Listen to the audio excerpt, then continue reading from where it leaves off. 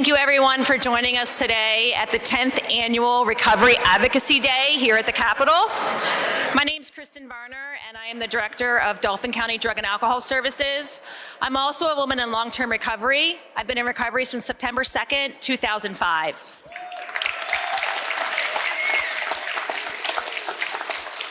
Thank you. I acknowledge my recovery to you because after the treatment experience, it was the recovery journey that has kept me grounded here today. Recovery is possible for everyone, and I really encourage you to visit all of the providers here today that are offering various recovery services. If you haven't visited the tables, please do so. There's Narcan available, there's bracelets, there's a bunch of stuff there for you to take home today, so please make sure that before you leave, you do that. We also have posters up here on each side of me. If you're in recovery or you support someone in recovery, please go and sign your name and the date that you entered into the recovery process. We will keep those posters and be sure to hopefully display them in, somewhere in the Capitol. Also, when we're finished today, we do hope to take a picture. So if everyone behind me on the Capitol steps can stay there, and we do encourage other individuals to join them on the steps so we can take a photo and use that in future years. Recovery Advocacy Day aims to raise awareness of substance use conditions, celebrates individuals in recovery, and acknowledges the work of prevention, treatment, and recovery support services. We have a great list of speakers today that are going to talk to you about recovery and what that process means to them. And we're going to start with DDAPS, the Department of Drug and Alcohol Programs, Deputy Secretary Kelly Primus.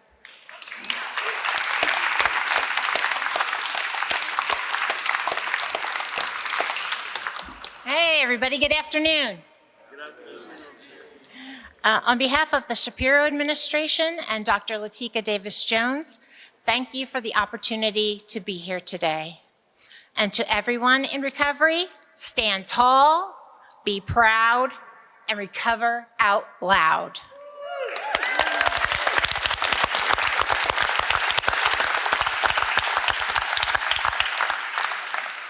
We know that recovery grows out of hope and gratitude, promise and possibility, and a process of healing and redefining yourself. No one walks the road alone. And I want you to know that all of us at DDAP are committed to the possibility and probability of recovery, and it's reflected in the work that we do every day.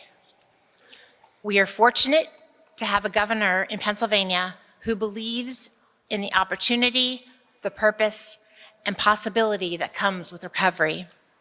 He also believes that it's on all of us to lift up those who are battling substance use disorders today, to make sure that they get the help that they need, and to foster a road to recovery that is paved in a way that allows all who want to take that road the opportunity to do just that. Governor Shapiro embraces that he's a competitor. He plays to win all the time. And I'm here to tell you that he's rooting for you, that I'm rooting for you, and we must all continue to root for each other. Recovery is an individual sport, if you will. The pace is your own, the victories are very personal, and everybody's playbook is different. But when it comes to breaking down the wall of stigma and opening more doors to opportunity for those in recovery, we must do that together. And I encourage all of you to let each and every one of the lawmakers in these halls know that you're here today because you care, because you know the recovery community has needs, and you're not afraid to recover loudly and proudly. So please share your recovery story with anyone you can find. The team at DDAP will be the first to tell you that sharing stories is one of the Secretary's guiding principles. It's how we make connections, show that there are real people behind the numbers that are reported, and help people realize that we're not that different from each other after all. So before I wrap up today, I want to make a pact with all of you on behalf of the Secretary.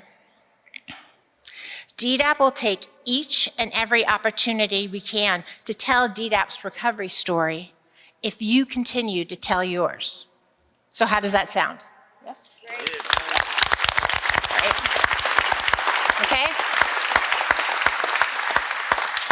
Okay, sounds good. We have a deal. And DDAP's recovery story includes promoting and expanding the Life Unites Us campaign to include more Pennsylvanians sharing their recovery stories, building out our recovery section at DDAP with more staff dedicated solely to recovery needs and more staff with lived experience, supporting DDAP's 9 regional recovery hubs across the state, and striving to achieve equitable access to recovery supports and treatment for everyone across the Commonwealth. Just a few weeks ago, we stood on the other side of the Capitol to kick off National Recovery Month in Pennsylvania.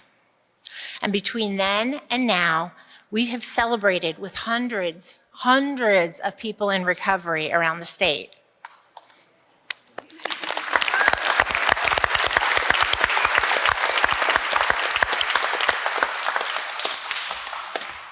But no matter where we go, we always leave with this message. If you or someone you know is battling the chronic illness of addiction and needs services, Pennsylvania's Get Help Now hotline is available 24 hours a day, 365 days a year. The hotline number is 1-800-662-HELP. And remember, recovery is for everyone, recovery is possible, and recovery, as evidenced here, is probable. Thank you very much.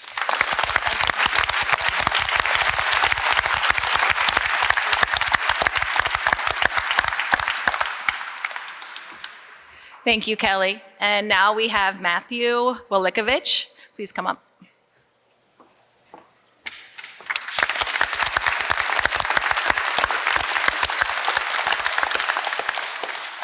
Good afternoon, everyone. Hello, my name is Matthew Welkovich.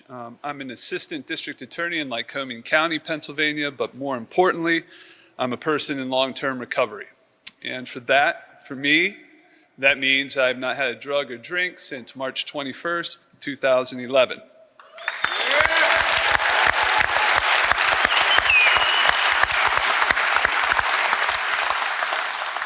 Thank you. So growing up in a rural area imbued me with a lot of strong values. Among them was that you take care of your own problems, that you don't ask for help, don't ask for, it's a sign of weakness. Figure it out on your own.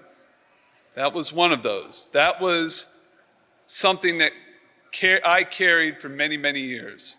I became dependent on alcohol and substances in my early teenage years. And no matter how much trouble I got in with the law, no matter how depressed, how low I was, I always resolved to figure it out, to get over it. Asking for help was just something you didn't do. This mindset persisted and acted as a roadblock, preventing me from getting help for many years. Through overdoses, felony drug arrests, totaled vehicles, skull fracture, I clung to that belief, that delusion, that I would be able to figure it out on my own, that I did not need anyone to help me. It wasn't until the age of 30, I found myself kicked out of law school, living back in my parents' basement, facing a year in prison, that I finally decided to give in and start availing myself of the resources that were available to me. Those resources took the form of the Lycoming County DUI Treatment Court Program. Through my participation in that program, I met more amazing people than I could ever count.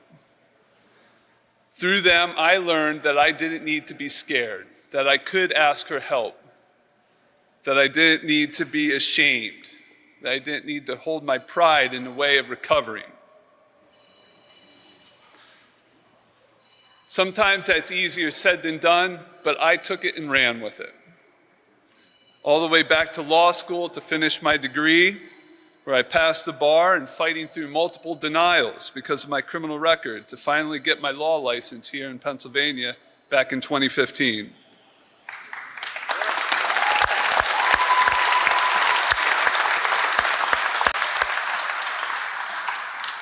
I then returned home to Lycoming County to start my career in the Lycoming County Public Defender's Office.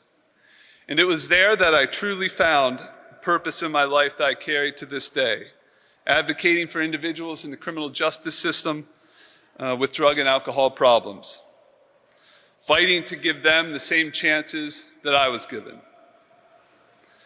As a member of the Treatment Court Committee, that same program that I was on as a participant, I did my best not just to get help or get people into the program, but to show those who are in the program that they too could turn their lives around like I had. After doing that for 6 years, I decided to join the District Attorney's Office in Lycoming County, where I now vet and give approval to individuals applying for the treatment court program. Despite this different type of advocacy, I've stayed connected with the participants through leading a weekly Smart Recovery meeting for the last 5 years, teaching yoga for recovery group the last 3, and working closely with our courts program to help organize various events and participation in local leagues for volleyball, wiffle ball, all kinds of different activities.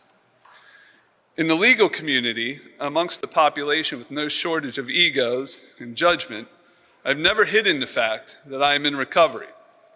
To the contrary, it is something that I stand on every day. As a volunteer with Lawyers Concerned for Lawyers for the last 10 years, I put myself out there as anyone in my profession who is struggling with drugs and substances can reach out to for help without judgment. My recovery has given me the life I have today, a beautiful wife, a great career, and just recently my first child, both of who joined us here today.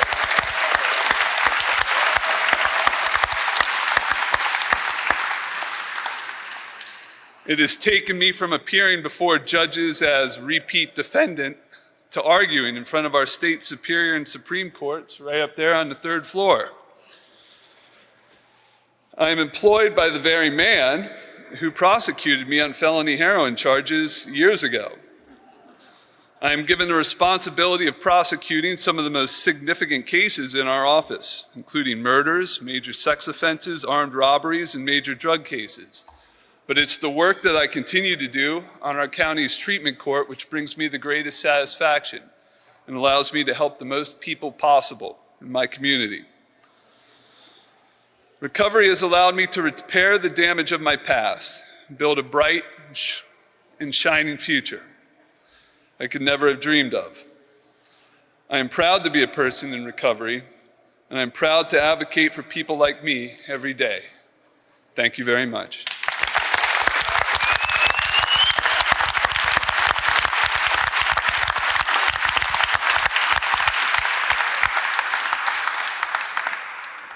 Thank you.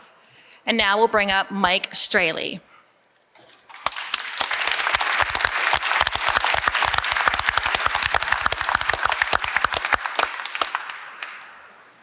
Good afternoon. My name is Mike Straley. I'm the co-founder of Leah's Legacy Foundation. Leah Renee is our daughter. Leah is forever 26. Leah passed on Valentine's Day of 2018 from fentanyl poisoning. Leah struggled with substance use disorder from her early teens, but she was a fighter, and she continued to fight all the way to age 26. But her story does not end there. It continues with her foundation, which my wife Robin and I founded in 2019. Our journey has taken us on many, many roads. A lot of grief, a lot of sleepless nights. But one thing that we are committed to is our daughter's Memorial Foundation. You see, back in 2017, about 2.5 months before her passing, she was at a sober living home in Ephrata, PA. A church group came in and presented her and her cohorts nice Christmas presents, except there was one that was not wrapped. Leah was the type of girl that would stand back and let everyone else go in front of her. She did the same that day. She picked up that garbage bag, and inside that garbage bag was a purse. And in that purse, there were all kinds of essentials: hairbrush, toothpaste, hair comb. The list goes on and on. Assorted gift cards.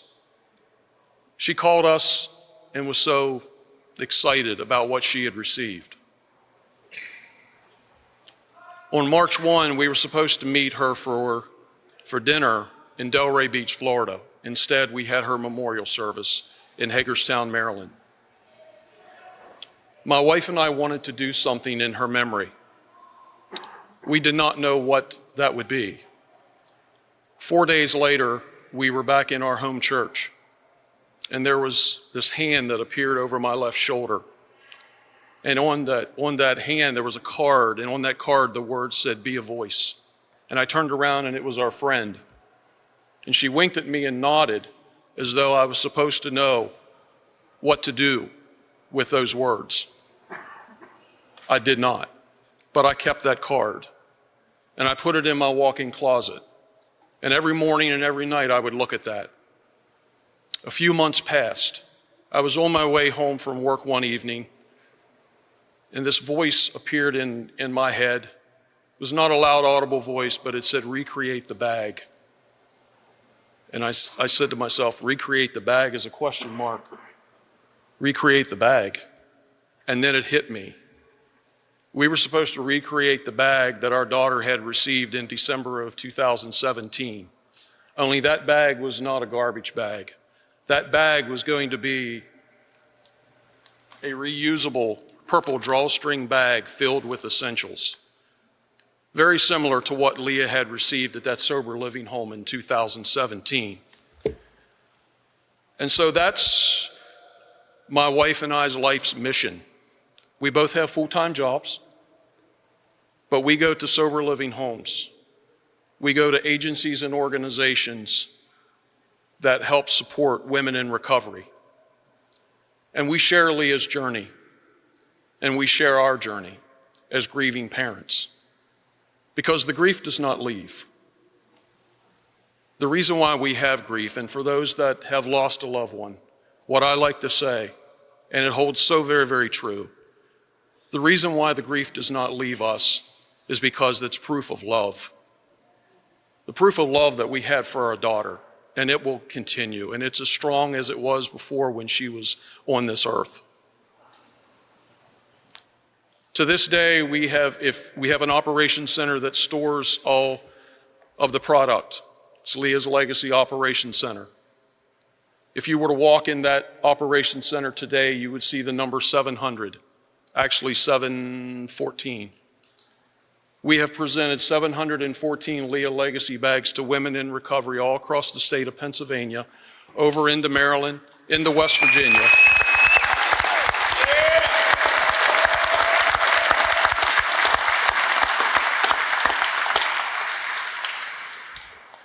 On our family property, we have a modest house. It was actually my aunt and uncle's house, and we call it Leah's Gathering Place. We were able to purchase that house through our foundation in 2022. And in Leah's Gathering Place, my wife has Leah's Cookie Bite Bake Shop. You can follow that on Facebook. And we also have life skill classes that we do monthly for women in recovery. Educational things and fun things. Educational things such as Banking Basics 101, how to reclaim your credit, how to start a checking account. And we bring in the experts. We're not the experts on that, so we bring in the experts that talk about these various topics. We also have fun things, how to make a charcuterie board, how to do a succulent planter. 2 weeks ago, we had 14 ladies in recovery that came over. It was a Pamper Her class. My wife brought in beauticians, cosmetologists, a masseuse. They had haircuts, shampoos. Some women had not had a haircut in over 3 years. They got facials and neck massages and hand massages. I could stand here for the next hour and a half and share stories with you of all the good things and all the hope and all the love that we try to share with these ladies in recovery. I will say this. This is our life mission. And for those that are in recovery, and what a turnout. What a turnout.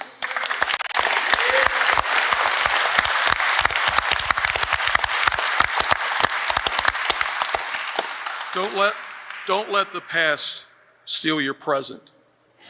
It's a life lesson, not a life sentence.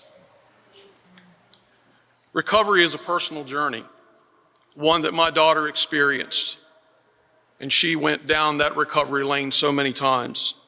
It's a journey of hope, purpose, and growth. Please accept those responsibilities.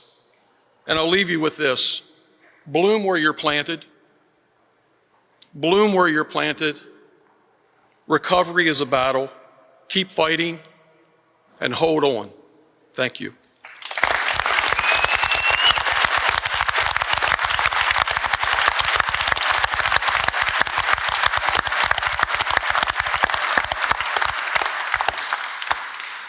Thank you.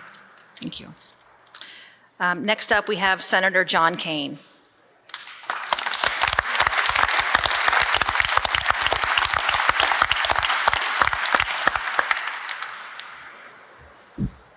Good afternoon, everybody.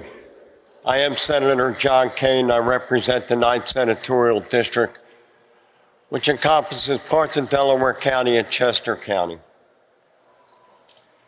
What you didn't hear is that I am also an alcoholic and a drug addict. This October the 3rd, I celebrate with each and every one of you here today 41 years of recovery. That's right. And if it wasn't for you, I would not be here today. My journey wasn't easy. It's not a walk in the park. It's hard to stay sober. It's hard to get in recovery. Sometimes it takes 2, 3, 4, 5, 6 times to finally get it. I understand that. The little things, it starts out, small goals can be achieved. I owed bills. I owed fines. I had the constable constantly go into my house all the time. My wife didn't even know what a constable was when she met me. I never had a driver's license. I got one now. It was so hard to keep. I don't know what was tougher, finding sobriety or keeping my driver's license, but I also got involved in the work that I was in. I was a plumber by trade. Look at these hands. I got hands like a priest now. It took me 4 years in an apprenticeship program to ruin my name. It took me 10 years after that in recovery to make a name for myself.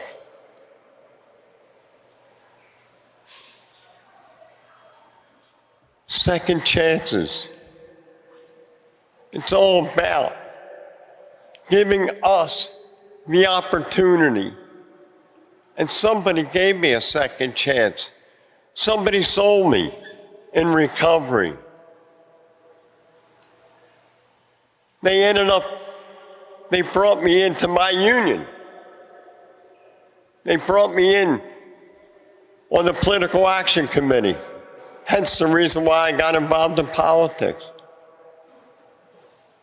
I moved up the ladder from there because I was in recovery. None of this would have happened if it wasn't for the fact that I was sober. They put me in on the examining board. They moved me up the ladder to the financial committee. Then they brought me in as a union organizer to the business agent. And then my boss that gave me the second chance pulled me off to the side and said, "You're going to take over this union." I never expected this. I'm not the smartest guy in the, I'm going to watch my language, in the room. I know that. But he knew that I tried. I come here in the Senate to explain to you what I had to deal with when I became the boss of this union. In 2007, we had 3 stadiums being built. I had full employment. Man, I was the proudest guy in the world. Coming from where I was, the bottom of my bottom, and God knows I'm never going back there, to taking over this union. 2008, we saw the recession hit. 450 of my members out of work. And if anybody knows what it's like being out of work, I certainly do. I know what it's like to have no money, no job, no health care. I worked in a bowling alley. I delivered flowers. I caddied. I did whatever it took. It ain't easy. But I did this. I had 10 of my members complete suicide. From 2007 to 2020, when I retired from that union, 22 of my members overdosed and died because of this lousy opioid epidemic that we're dealing with. So people ask John Kane, what motivates you to run? What do you think? The people that died that I knew that were my personal friends, the people that I brought in front of me, inside of my office, to have that hard conversation about getting in recovery. Some of them found it. Unfortunately, a lot of them didn't. So I'm here today to let you know there are people in here, in this capital, this beautiful capital of ours, that are in recovery. We advocate for you as much as we possibly can. We can do more. I know we can. Recovery works. My office is always open to anybody that's seeking help, and to the people that are around this room today that are sponsoring us. Thank you. And I thank each and every one of you here today. You are one of me. Thank you so much for having me. I'm John Kane, and I'm an alcoholic.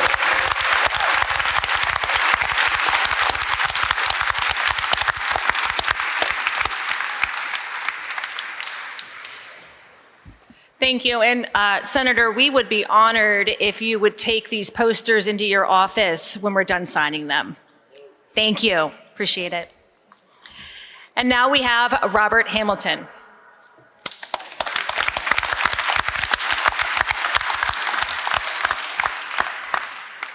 That ain't right that I got to go after you, Senator. Yeah. I'm Rob Hamilton. I'm the director of Westmoreland County Human Services, and I'm also a person in long-term recovery since November 2nd of 2010.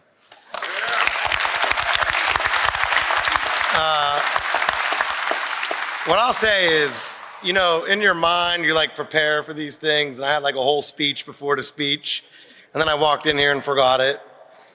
And in true myself fashion, become inspired like 30,000 times throughout the conversation. Like, what should I talk about? My childhood, what happened, the difficulties that I faced coming into the program of recovery, my military service. And really, I think most importantly is to have to think about how to convince people that I used to be an active drug addict is something I'm pretty amazed with. Like, I gotta tell my kids about my active addiction and they just like look at me like they don't believe me, right? They didn't have to see that side of me, and for that is probably my proudest accomplishment to date, is really having a title father and the things that I get to do with my 8-year-old son and my 5-year-old daughter. And that, you know, a day at a time, they don't ever have to witness what I went through in active addiction and the life that I had. You know, going from homeless shelter to homeless shelter as a youth, coming from another country to move here when my mom wasn't a US citizen and the hardship that that was, to coming out of the military and ending up street homeless and having to navigate what that journey looked like with all the pride of the military service and having to reach out for help. And it was the program of recovery that supported me, the recovery houses that weren't, you know, in it for the money at the time. There was no insurance money, there was no support, there was no opioid funds, there was nothing, right? And these individuals gave me an opportunity to come in when I remember getting a black bag full of stuff that made my day. Having clothes that had burn holes in it from nodding out, right? And thinking I looked good in the mirror, by the way. And just all of those bad things, man, and like what recovery has done for me and allowed me the opportunity to go back to school through various degrees, most recently finishing my coursework for my PhD and defending my dissertation, to the job that I do, Westmoreland County. Thank you.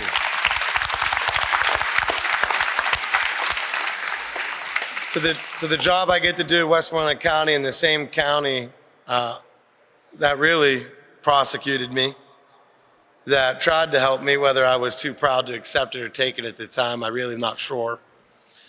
But you know, I really want to focus on not so much about me and my story, but what we as a group can do. You know, I had the distinct privilege of watching somebody who I have the pleasure of calling a peer, but at the time, was just somebody so far away that I thought I couldn't reach. And it's Tim Phillips sitting in this room and the work that he got to do, Westmoreland County, with the overdose task force and the work that they did, setting the stage for me being able to convince 3 elected officials to give me an opportunity to become the Department of Human Service Director and to continue that work and to transform our community through resources. And when I walked in that door today, I looked up and somehow, and I saw right up at the top where it says, "Make it the seed." And I thought about what that means to me and how my recovery has been a seed for me and has allowed me to continue to plant seeds in other individuals and continue to help a community, quite frankly, that was forgotten about until the epidemic hit everyday homes, right? And I want to focus on an opportunity that we have right in front of us. We have the most money that's ever been presented to the state for addiction services through the opioid settlement funds. And that's something we have to talk about. Well, that's such a great thing. And we have so many good people working on it. We have to call on our legislators to loosen up some of this funding so we can help people who really need it. It cannot continue to be restricted the way that it is. I get it, I really do. We don't want to spend the money on bridges and roads, but we also don't want to make it so difficult that we can't help the people who need the help. The grassroots individuals that are out there on the streets every single day serving members of the recovery community. And we have great legislators who are working on our behalf. And I believe in the spirit of the work that was done, we really wanted to protect this money. But who are we if we're not imperfect and if we can't look for change within? And so we have an opportunity now, before we go too far down the road, to take a hard look at how we're using these opioid funds and make it more accessible to those that are really in need of it. And so I wanted to spend my time to bring some light on that situation. And there are so many good people that are spending and working on that. CCAP is doing a fantastic job on the Opioid Abatement Trust and working with. We have other legislators that are assisting to try to figure out how to spend the money. But I don't know if it needs to go to the state or the national level, wherever it does, but we need to revisit Exhibit E and expand that funding more so we, the counties, can get it out to the people that it needs to go to. So thank you for having me today, and I really appreciate the time.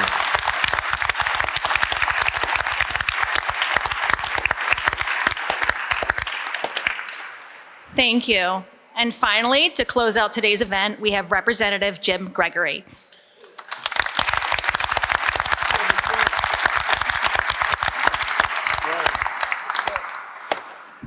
Well, good afternoon, everyone. Thank you very much for being here. Thank you for the opportunity to speak again here. I think this is my fourth opportunity to speak to you. And it is always a blessing to me to be in a room full of miracles. There's going to be some audience participation opportunities here. And so I'd just like to start out by saying, can I see a show of hands? How many miracles are in the room with me here today? Look at all those miracles. And I know that I am a miracle because in my program, I know that nothing happens in God's world by mistake. And if I know that, then I know that everything that has happened to me has happened for a reason. And that God gave me these life experiences for a reason, because I know that my past is my greatest gift. And if my past is my greatest gift, being here with you today, right here at this very moment, is because this is where God wants me to be with all of you, to talk to you about what it has been like for me as a state legislator. Senator Kane, I want to take advantage of this opportunity while you are here. From a plumber's son to a pipe fitter, we have very few session days left, my friend. In the Senate sits my bill. It is called the Lifetime Recovery from Substance Abuse Recovery Program. It's a grant program. And to my friend from Westmoreland County, as a Latrobe native, and you know I'm from Latrobe, when I said Latrobe, those opioid dollars can be used to fund RCOs that don't have enough money to do the work that they need to do. That bill is sitting in the Senate right now. And as the first representative for the Republican caucus to be a member of the Board of Trustees for the Opioid Trust, thinking that 14 years ago, I didn't want to live anymore. And I came here and I told my story. I'm going to tell a little bit of it to here today, that my leadership could ask me to be on that Board of Trustees for the opioid settlement money. I agree with you. We need to get the money out. We need to get it out quickly. We just don't want to make any mistakes because people's lives are depending on it. Okay, so thank you. So, who knows what desperation is, right?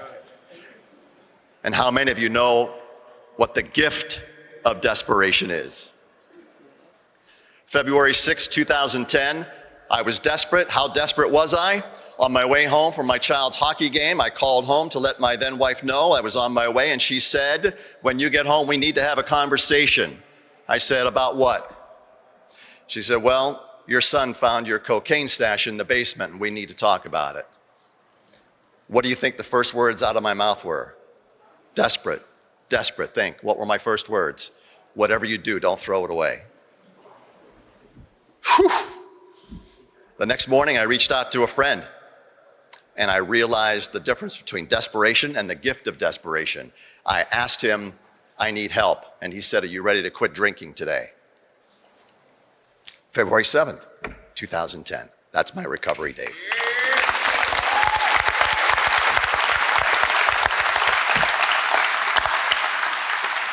So let me just share, as a legislator, what I talk about with people as often as I can, and I share this with you because I'm not going to be a legislator after November 30th. Doesn't mean I don't have a chance to continue to talk about this because I don't know what the next chapter is for me. God has that plan for me. But last Friday, I started my training to become a certified recovery specialist.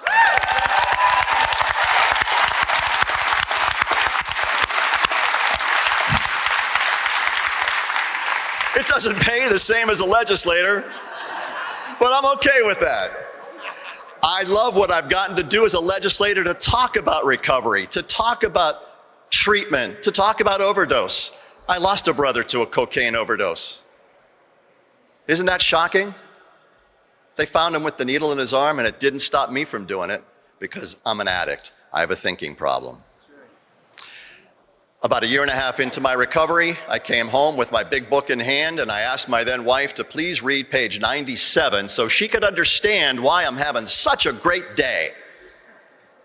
3 days later, the book was still sitting where I left it, and I asked, did you have a chance to read page 97? And she said, frankly, I don't want to understand why you are the way you are. And there's no judgment of that. That's okay. Because at that moment, I realized I asked the wrong question. What I should have asked is, can you read page 97 so you can accept why I am the way I am? The difference is so important to recognize. We need to stop asking people to understand why we are addicts. And let me make it to me. I decided then that I was not going to continue to ask people to understand why I have a thinking problem. But are you willing to accept me as having a thinking problem, to be an addict? And I make this comparison. I got D's in physics. I hated physics. I got D's because apparently I did not understand the law of gravity. But every day, I didn't understand the law of physics. I didn't understand the law of physics, but every day I have to accept the law of gravity. You get the difference? I messed it up a little bit, right? But I didn't understand the law of physics. I accept the law of gravity because I have to. And I can choose not to, and I could be on the floor, I guess. But instead, by asking people to accept, they now have a choice to take me as I am. Comprehending and understanding, God gives us an ability to do that. He didn't give me the ability to understand physics. But every day, now that I'm in recovery, I can make a choice. This program has given me a choice every day that I can decide that I'm going to continue my journey. So don't confuse understanding with accepting. Because my wife did not understand why I would put my cocaine ahead of my children, that I would put my drinking ahead of my job, that I would put all of it ahead of my marriage. But can you please accept me that I have a disease? I think if we can do that, change that message, because when we ask somebody to understand and they don't, we get frustrated. And we back away from the conversation. And we need to continue to have the conversation everywhere in the hall of this building. Right, Senator? Yeah, we need to continue to have the conversation as legislators. Yesterday, our Republican caucus had a hearing on recovery in Pennsylvania. And I had a chance to speak about one thing that's already apparent to me that is a barrier. When I applied to register for my Certified Recovery Specialist training, the Pennsylvania Certification Board website prevented me. Now I know I'm not computer savvy, but there was a problem with the system that did not allow me to get through it easily. And I want to tell those folks, listen, you're dealing with addicts. And if we have any trouble getting something done, we get frustrated and we step away and we don't want to do it. You got to make it easy for us. And they made it very hard, so hard, in fact, in my first class, all 20 people could not navigate that system to get registered. They had to do it for us in the class. I know that in recovery, we want the hand of my program to always be there. And for that, I am responsible. And I'm asking the certification board to look at their system to say, we need to make sure that when that hand reaches out looking for the opportunity to be a CRS, that we don't lose them. Because once they try and fail, we may not get them back. And we don't have enough people that want to be certified recovery specialists in Pennsylvania. We need more, and we need to make it a little easier.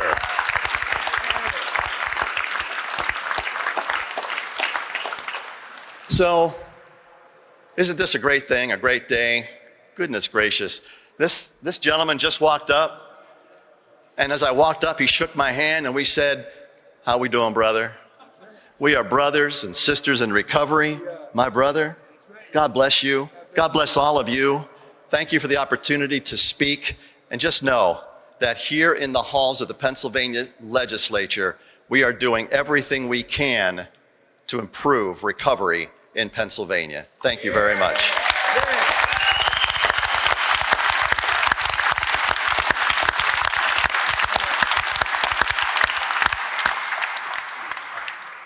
Thank you, everyone that spoke. That concludes our press event for the day, but the visits to our legislators are not over, so if you have any of them scheduled, please continue to do so. We will get a picture, so everyone on the steps just stay there for like 2 more minutes. I know your backs are hurting because I've sat there, and we're gonna get a photo, and then we'll wrap up this event. Thank you.